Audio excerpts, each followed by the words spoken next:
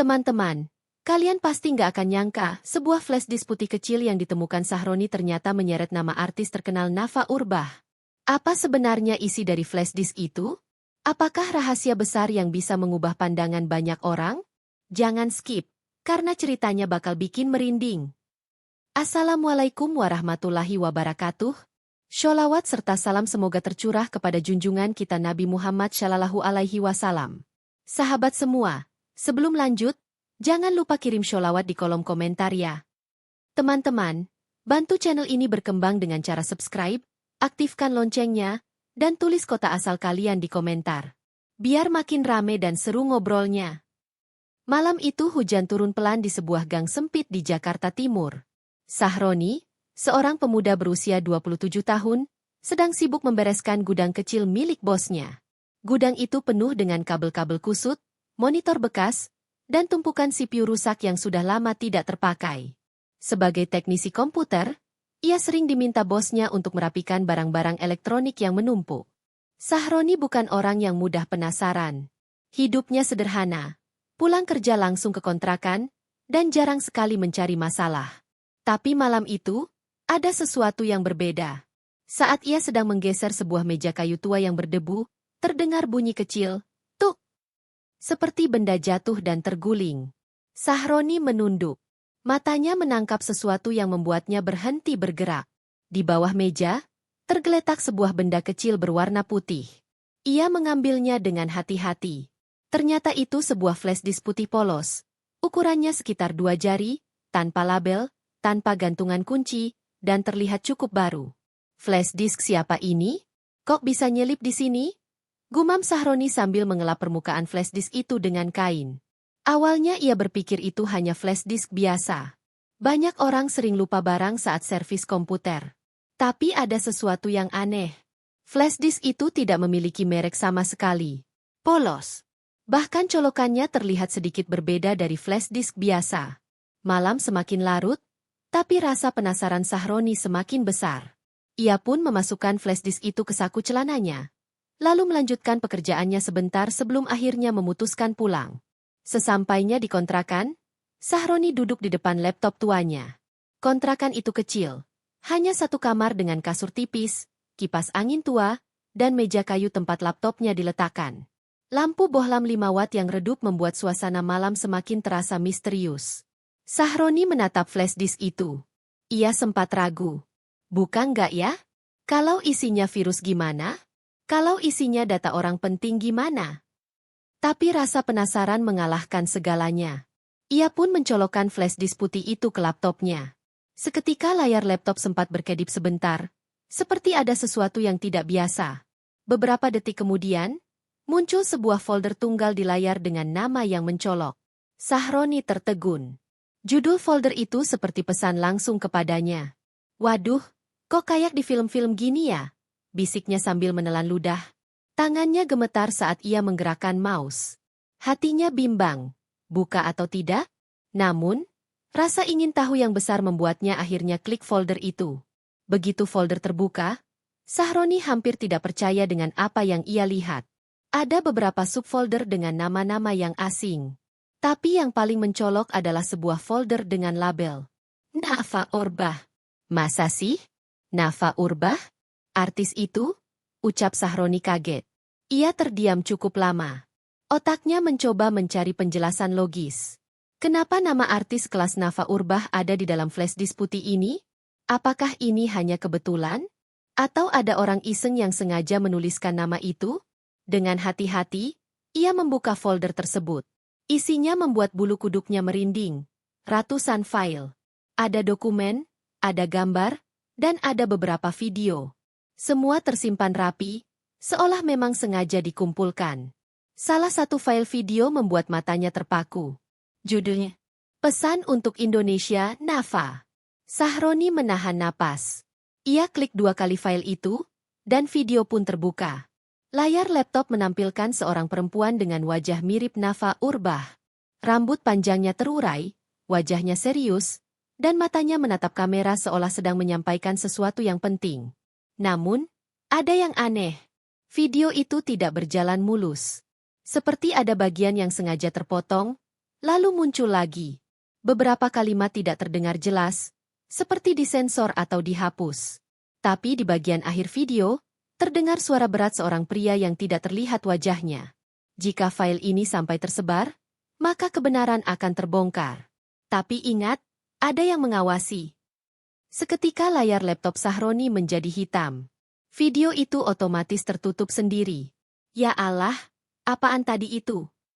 Sahroni langsung menutup laptopnya. Tangannya berkeringat dingin, jantungnya berdetak cepat. Ia duduk terdiam di kursi, menatap flash disk putih yang masih menancap di laptopnya. Rasanya seperti baru saja membuka sesuatu yang seharusnya tidak ia lihat. Malam itu, Sahroni sulit tidur. Pikirannya kacau. Flash disk putih itu seakan menyimpan rahasia besar. Kenapa ada nama Nafa Urbah? Apa hubungannya sama file ini? Kenapa ada peringatan aneh begitu? Pertanyaan demi pertanyaan terus berputar di kepalanya. Akhirnya, ia mencabut flash disk itu dan menyimpannya di dalam laci meja kayu kecil. Ia berusaha menenangkan diri, berbaring di kasur, dan mencoba memejamkan mata. Tapi, sebelum ia benar-benar terlelap, Sahroni merasa seolah ada yang memperhatikannya dari balik jendela kamarnya. Perasaan tidak enak mulai menghantui. Malam itu adalah awal dari sebuah kisah besar yang tidak pernah ia bayangkan sebelumnya. Sebuah kisah yang akan menyeret namanya ke dalam lingkaran misteri yang melibatkan tokoh-tokoh penting, dan sebuah rahasia besar yang terkunci di dalam flash disk putih. Pagi itu, matahari baru saja muncul di balik atap rumah kontrakan Sahroni. Udara masih segar, tapi pikiran Sahroni kacau sejak malam sebelumnya. Ia masih tidak bisa melupakan folder dengan nama Nafa Urbah di flash disk putih itu. Sambil menyeruput kopi sachet murahan, ia menatap laptopnya yang masih ada di meja. Flash disk putih itu masih tergeletak di samping. Seolah-olah benda kecil itu memanggil-manggil dirinya. Apa gue salah lihat? Atau cuma halusinasi? Pikir Sahroni. Tapi ingatan tentang video semalam membuat tubuhnya kembali merinding. Wajah serius perempuan mirip Nafa, kalimat yang terpotong putus, lalu suara misterius di akhir video. Semuanya terasa nyata. Rasa penasaran kembali menguasai dirinya. Dengan sedikit ragu, ia kembali menyalakan laptop dan menancapkan flash disk itu. Kali ini, ia berjanji dalam hati akan lebih hati-hati. Folder Nafa Urbah kembali muncul. Sahroni membuka file video yang semalam sempat ia lihat. Anehnya, file itu kini memiliki ukuran berbeda, lebih besar dari sebelumnya. Loh, kok bisa berubah? Gumamnya. Dengan napas tertahan, ia klik file itu sekali lagi. Video kembali berjalan. Kali ini lebih panjang. Wajah perempuan itu terlihat jelas. Benar-benar mirip Nafa Urbah. Namun entah kenapa pencahayaan dan kualitas video terasa seperti direkam secara diam-diam. Perempuan itu menatap lurus ke kamera. Suaranya tenang, tapi penuh tekanan. Kalau kamu melihat ini, berarti file ini sudah jatuh ke tangan yang salah. Aku hanya ingin bilang, hati-hati. Ada pihak-pihak besar yang tidak ingin kebenaran ini terbongkar. Kalimat itu membuat Sahroni terpaku. Ia menggeser posisi duduknya, merapatkan tubuh ke layar laptop, seolah takut kehilangan satu kata pun. Kemudian, video itu bergeser ke adegan lain. Ada potongan dokumen yang difoto, daftar nama-nama orang penting, dan sekilas rekaman rapat gelap yang tidak jelas di mana lokasinya. Suara-suara samar terdengar, seperti orang membicarakan sesuatu yang sangat serius. Di akhir rekaman, muncul teks merah di layar. Sebarkan ini, atau semuanya akan terlambat. Sahroni buru-buru menutup laptopnya. Jantungnya berdegup kencang, seakan hendak meloncat keluar dari dada. Ya Allah, ini apaan sih sebenarnya? Katanya dengan suara parau. Ia berdiri mondar-mandir di kamar kontrakan. Tangannya gemetar, kepalanya penuh tanda tanya. Bagaimana mungkin benda kecil seperti flash disk bisa berisi sesuatu yang seberbahaya ini? Dan yang paling membingungkan, mengapa ada nama Nafa Urbah di dalamnya? Belum sempat ia menenangkan diri, ponselnya tiba-tiba bergetar. Ada pesan masuk dari nomor tak dikenal. Isi pesannya hanya satu kalimat pendek. Jangan main-main dengan flash disk itu. Sahroni langsung pucat. Ia memandang layar ponselnya dengan tangan bergetar. Dari mana orang itu tahu? Siapa yang mengirim pesan ini? Detik itu juga ia merasa seperti sedang diawasi. Ia buru-buru menutup gorden jendela kontrakannya. Hari-hari berikutnya jadi tidak tenang bagi Sahroni. Setiap kali ia keluar rumah, ia merasa ada mobil hitam yang sering parkir tidak jauh dari kontrakan. Dua orang pria dengan wajah dingin kadang terlihat duduk di dalamnya. Mereka tidak pernah melakukan apapun, hanya diam, tapi tatapan mata mereka seolah mengikuti setiap langkah Sahroni. Suatu malam, ketika ia hendak membeli mie instan di warung dekat gang, seorang pria asing menepuk bahunya. Tubuh pria itu tinggi besar, wajahnya sebagian tertutup masker. Dengan suara berat, ia berbisik di telinga Sahroni. "Kalau kamu sayang nyawa, jangan coba-coba buka file itu lagi." Sahroni membeku. Ia bahkan tidak sempat menoleh. Pria itu langsung berjalan menjauh, lalu hilang di kegelapan. Setibanya di kamar, tubuh Sahroni gemetar hebat. Ia merasa terjebak dalam sebuah permainan yang tidak ia pahami. Namun, satu hal yang pasti, flash disk putih itu bukan benda biasa. Di tengah ketakutannya, ada satu hal yang membuatnya terus bertahan, rasa penasaran. Kalau memang ini rahasia besar, kenapa bisa jatuh ke tanganku? Apa maksud semua ini? Dan kenapa? Kenapa ada nama Nafa Urbah di dalamnya? Ia membuka laptop sekali lagi, mencoba memeriksa isi folder lebih dalam. Ternyata ada satu file teks dengan nama, "Jangan lupakan."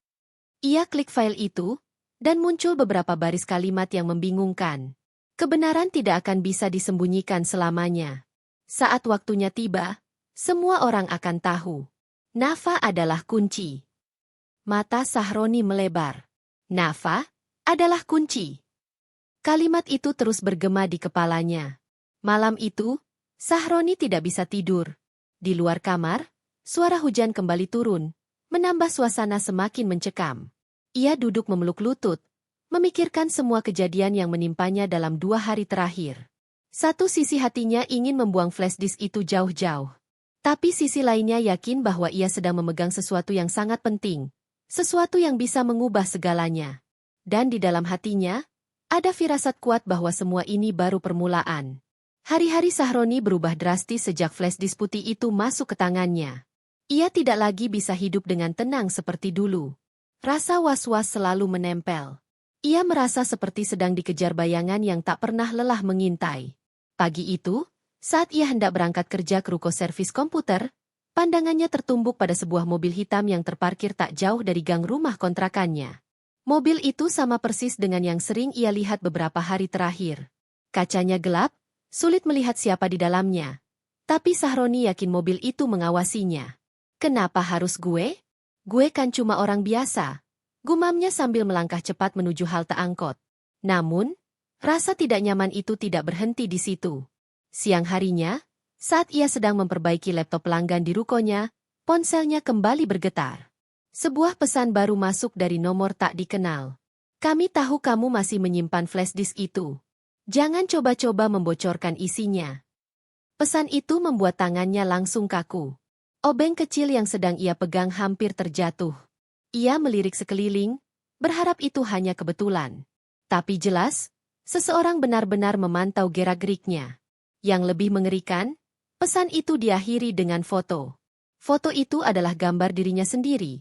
Diambil diam-diam dari depan ruko tempat ia bekerja, hanya beberapa menit lalu. "Ya Allah, mereka ngikutin gue," bisiknya dengan wajah pucat. Malam harinya, saat ia kembali ke kontrakan, Sahroni mendapati pintu kamarnya terbuka sedikit. Padahal pagi tadi ia yakin sudah menguncinya rapat-rapat.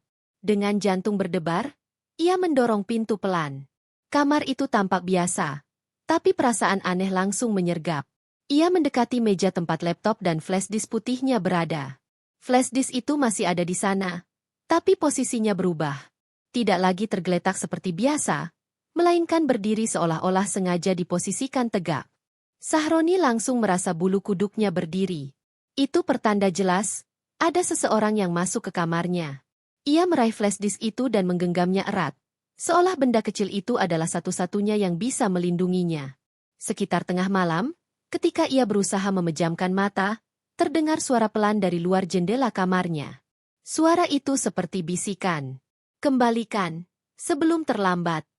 Sahroni meloncat bangun, matanya melebar. Ia mendekati jendela dengan langkah gemetar. Namun, begitu ia buka tirai, tidak ada siapapun di luar. Hanya kegelapan gang sempit yang basah oleh gerimis. Tapi bisikan itu terlalu nyata untuk dianggap halusinasi. Keesokan harinya, Sahroni memberanikan diri untuk kembali membuka isi flash disk itu. Ia tahu risikonya besar. Tapi semakin lama ia diam, semakin besar ketakutan yang menghantuinya. Ia menemukan folder lain yang belum pernah ia buka sebelumnya. Folder itu bernama Saksi. Di dalamnya ada beberapa file foto. Foto-foto itu memperlihatkan orang-orang terkenal, politikus, pengusaha, bahkan tokoh media. Namun, yang paling mengejutkan adalah salah satu foto memperlihatkan Nafa Urbah sedang duduk bersama seseorang di sebuah ruangan gelap. Wajah lawan bicaranya tidak jelas, tertutup bayangan, tapi atmosfernya terasa menegangkan. Di bawah foto itu ada sebuah catatan singkat. Nafa tahu lebih banyak dari yang kalian kira. Sahroni membeku. Kata-kata itu mengingatkannya pada file teks yang ia baca sebelumnya.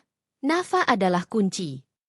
Menjelang sore, Sahroni memutuskan untuk keluar sebentar mencari udara segar. Ia duduk di bangku taman kecil dekat kontrakan sambil mencoba menenangkan pikiran. Tiba-tiba, seorang pria berpakaian rapi mendekatinya. Wajahnya datar, tatapannya dingin. Tanpa basa-basi, pria itu duduk di sebelahnya dan berkata pelan. Kamu terlalu jauh terlibat. Flash disk itu bukan untuk orang seperti kamu. Serahkan, sebelum kamu menyesal. Sahroni tercekat. Ia ingin bertanya siapa pria itu, tapi suaranya tercekat di tenggorokan. Sebelum sempat bereaksi, pria itu sudah berdiri dan berjalan pergi. Yang membuatnya semakin ketakutan adalah benda kecil yang ditinggalkan pria itu di bangku. Sebuah amplop coklat.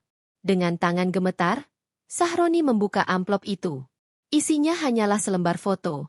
Foto dirinya sedang tidur di kasur kontrakan. Foto itu membuat Sahroni gemetar hebat. Itu artinya seseorang sudah masuk ke dalam kamarnya lagi. Bahkan mengabadikan dirinya saat sedang tidur. Ia merasa benar-benar terpojok. Tubuhnya lemas, keringat dingin membasahi pelipis. Tapi di sisi lain, rasa penasaran dalam dirinya semakin membesar. Kenapa mereka begitu takut rahasia ini terbongkar?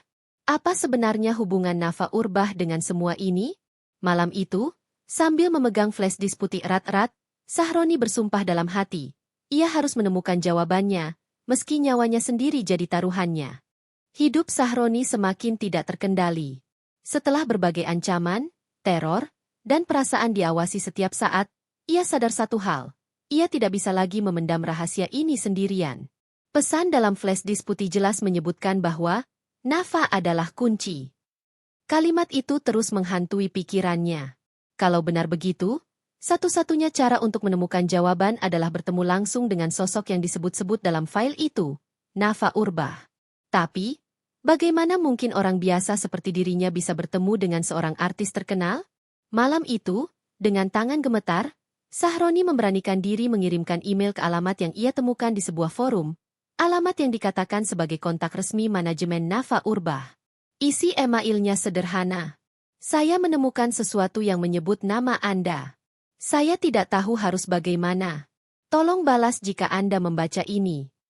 Ia tidak berharap banyak. Bahkan, ia yakin tidak akan pernah mendapat jawaban. Tapi keajaiban terjadi. Keesokan harinya, sebuah balasan masuk. Isinya singkat tapi jelas. Datanglah ke kafe di Bilangan Jakarta Selatan. Hari Sabtu, jam 19. Datang sendiri. Jangan bawa siapapun. Sahroni membaca pesan itu berulang kali. Tangannya berkeringat dingin. Gila, ini beneran dibalas? Hari Sabtu pun tiba. Dengan jantung berdegup kencang, Sahroni naik kereta menuju Jakarta Selatan. Di dalam kereta, ia terus menoleh ke kiri dan kanan, takut ada yang membuntutinya. Setiap orang asing yang menatapnya terasa mencurigakan. Sesampainya di stasiun, ia melanjutkan perjalanan dengan ojek online. Sopir ojek itu bahkan sempat bercanda, "Mas mau ngedati ya? Tegang banget mukanya." Sahroni hanya bisa tersenyum kaku. Dalam hatinya ia berdoa, semoga ini bukan jebakan. Kafe yang dimaksud ternyata terletak di sebuah gang kecil yang sepi. Dari luar, kafe itu tampak biasa saja. Lampu kuning temaram, pintu kayu, dan aroma kopi yang samar tercium. Namun, begitu Sahroni masuk, suasana terasa berbeda. Kafe itu hampir kosong. Hanya ada beberapa meja, dan musik jazz pelan mengisi ruangan. Di sudut paling pojok, seorang perempuan berkerudung tipis sedang duduk sendirian dengan secangkir kopi. Matanya tajam menatap pintu masuk. Sahroni langsung terdiam. Ia mengenali wajah itu dari televisi, media sosial, dan tentu saja dari video misterius di flashdisk putih. Itu adalah Nafa Urbah. Sahroni berjalan pelan mendekati meja.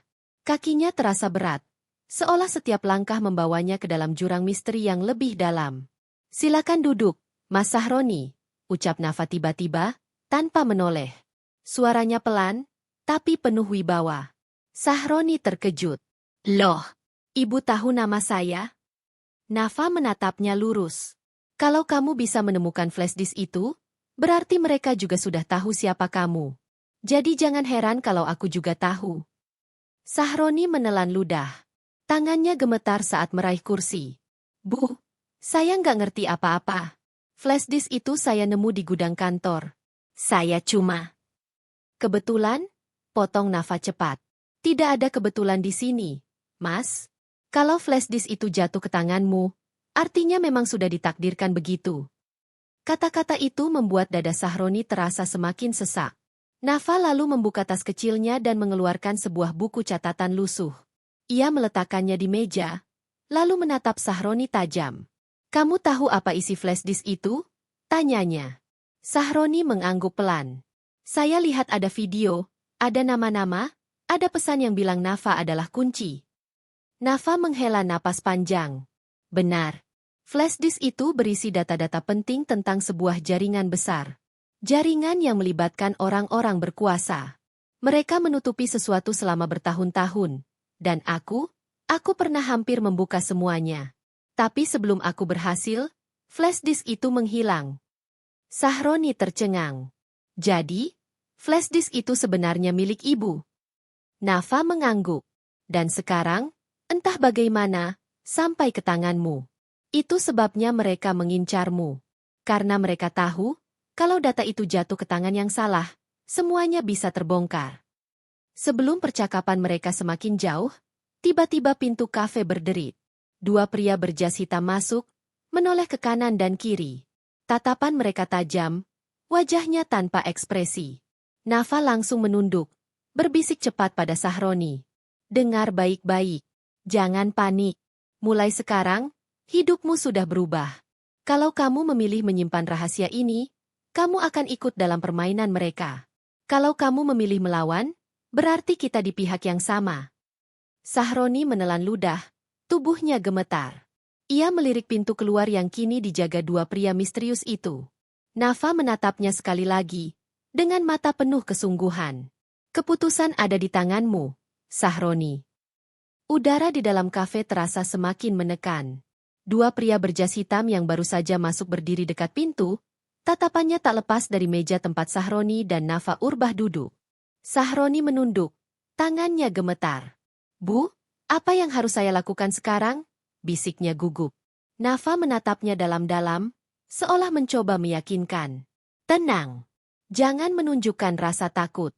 Ingat, mereka hanya bisa mengendalikan kita kalau kita tunduk. Tapi kalau kita berani, kebenaran bisa menyelamatkan banyak orang." Kata-kata itu membuat Sahroni merasakan dorongan aneh. Antara takut kehilangan nyawa, tapi juga penasaran pada apa yang sebenarnya tersembunyi di balik flashdisk putih itu. Nafa membuka buku catatan lusuh yang ia bawa, lalu menyelipkan sebuah kertas kecil ke tangan Sahroni. "Ini password terakhir. Dengan ini, kamu bisa membuka folder yang terkunci di flashdisk itu. Folder yang selama ini bahkan belum kamu lihat." Sahroni terperangah. "Folder terkunci?" Nafa mengangguk pelan. "Ya, di dalamnya ada bukti paling penting. Dokumen yang bisa membuat banyak nama besar jatuh dalam sekejap. Itu sebabnya mereka begitu takut." Sebelum Sahroni sempat bertanya lebih jauh, Nafa meraih tasnya, berdiri, dan berbisik cepat, "Pergi sekarang. Jangan ke kontrakanmu. Cari tempat aman, lalu buka folder itu. Ingat, jangan percaya siapapun." Sahroni bangkit dengan wajah pucat. Ia melangkah cepat keluar kafe. Dua pria berjas hitam sempat menoleh ke arahnya, tapi tidak menghentikan. Ia bisa merasakan tatapan mereka mengikuti sampai ia menghilang di keramaian jalan. Dengan napas terengah-engah, ia segera naik taksi online. Tujuannya hanya satu, kabur sejauh mungkin. "Mas, ke arah Monas ya," katanya spontan, mencoba menjauh dari kafe. Di dalam mobil, ia menggenggam flashdisk putih itu erat-erat. Rasanya seolah sedang membawa bom waktu yang bisa meledak kapan saja. Malam itu, Sahroni tidak pulang ke kontrakan. Ia memilih sebuah warnet tua yang buka 24 jam. Di sana, ia duduk di pojok ruangan, menyalakan komputer, lalu memasukkan flashdisk putih. Folder-folder lama kembali muncul. Tapi kali ini, dengan password yang diberikan Nafa, sebuah folder baru terbuka. Namanya sederhana, Truth. Dengan jantung berdegup kencang, ia klik folder itu. Isi di dalamnya membuat matanya membelalak. Ratusan dokumen rahasia, foto-foto pertemuan gelap, rekaman suara yang jelas menyebut nama-nama tokoh terkenal, politikus, pengusaha besar, bahkan pejabat tinggi. Dan di tengah-tengah semua itu, ada sebuah dokumen berjudul Project Nafa. Sahroni membuka dokumen itu. Isinya adalah laporan panjang yang menjelaskan bahwa Nafa Urbah pernah menjadi saksi kunci dalam sebuah kasus besar. Ia mengetahui terlalu banyak rahasia yang bisa mengguncang stabilitas kekuasaan. Namun, laporan itu juga menyebutkan bahwa sejak saat itu, Nafa diawasi ketat. Setiap langkahnya dikontrol. Setiap kata yang ia ucapkan bisa jadi ancaman bagi pihak-pihak tertentu. Sahroni bergidik. Jadi benar, selama ini Nafa bukan sekadar artis. Ia adalah saksi penting dari sebuah permainan besar yang melibatkan orang-orang berkuasa. Di dalam folder, ada satu video lain yang belum pernah ia lihat. Judulnya, Untuk Sahroni. Tangannya gemetar saat mengklik file itu. Layar menampilkan wajah Nafa, sama seperti di video sebelumnya, tapi kali ini lebih jelas. Ia menatap kamera dengan ekspresi serius. Jika kamu melihat video ini, berarti kamu sudah menemukan folder terakhir. Sahroni, kamu orang biasa, tapi justru itu kelebihanmu. Mereka tidak mendugamu bisa sampai sejauh ini. Sekarang pilihan ada di tanganmu. Sebarkan kebenaran ini, atau simpan demi keselamatanmu. Tapi ingat, semakin lama kamu diam, semakin besar pengorbanan yang harus dibayar. Video itu berakhir dengan satu kalimat menohok. Jangan biarkan mereka menang. Sahroni duduk terpaku di depan layar. Kepalanya penuh dengan suara-suara. Suara ancaman yang ia dengar, foto dirinya saat tidur, bisikan misterius di luar jendela, dan kini pesan langsung dari Nafa. Apa yang harus ia lakukan? Jika ia menyebarkan file itu, mungkin kebenaran akan terbongkar, tapi nyawanya bisa melayang. Jika ia menyimpannya, ia akan selamat, tapi rahasia besar itu akan terkubur selamanya. Ia menutup wajah dengan kedua tangan, napasnya berat. Kenapa harus gue yang ngalamin semua ini? Saat Sahroni hendak memutuskan, tiba-tiba listrik warnet padam. Suasana gelap gulita, hanya tersisa suara kipas yang berhenti berputar. Dalam kegelapan, ia mendengar langkah kaki mendekat. Suara berat seorang pria berbisik di telinganya. Kami sudah bilang, jangan terlalu jauh ikut campur.